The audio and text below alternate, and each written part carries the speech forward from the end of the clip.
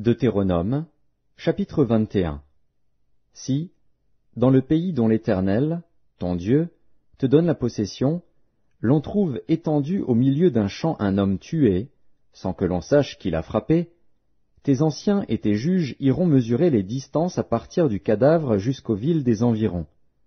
Quand on aura déterminé la ville la plus rapprochée du cadavre, les anciens de cette ville prendront une génisse qui n'est point servie au travail et qui n'est point tirée au joug. Ils feront descendre cette génisse vers un torrent qui jamais ne tarisse, et où il n'y ait ni culture ni semence. Et là, ils briseront la nuque à la génisse dans le torrent. Alors s'approcheront les sacrificateurs, fils de Lévi, car l'Éternel, ton Dieu, les a choisis pour qu'ils le servent et qu'ils bénissent au nom de l'Éternel, et ce sont eux qui doivent prononcer sur toute contestation et sur toute blessure. Tous les anciens de cette ville la plus rapprochée du cadavre laveront leurs mains sur la génisse à laquelle on a brisé la nuque dans le torrent. Et prenant la parole, ils diront, « Nos mains n'ont point répandu ce sang et nos yeux ne l'ont point vu répandre. Pardonne, ô Éternel, à ton peuple d'Israël que tu as racheté. N'impute pas le sang innocent à ton peuple d'Israël, et ce sang ne lui sera point imputé. Ainsi, tu dois faire disparaître du milieu de toi le sang innocent, en faisant ce qui est droit aux yeux de l'Éternel. Lorsque tu iras à la guerre contre tes ennemis, si l'Éternel les livre entre tes mains, et que tu leur fasses des prisonniers, peut-être verras-tu parmi les captives une femme belle de figure, et auras-tu le désir de la prendre pour femme. Alors tu l'amèneras dans l'intérieur de ta maison. Elle se rasera la tête et se fera les ongles, elle quittera les vêtements qu'elle portait quand elle a été prise, elle demeurera dans ta maison, et elle pleurera son père et sa mère pendant 1 mois. Après cela, tu iras vers elle, tu l'auras en ta possession, et elle sera ta femme.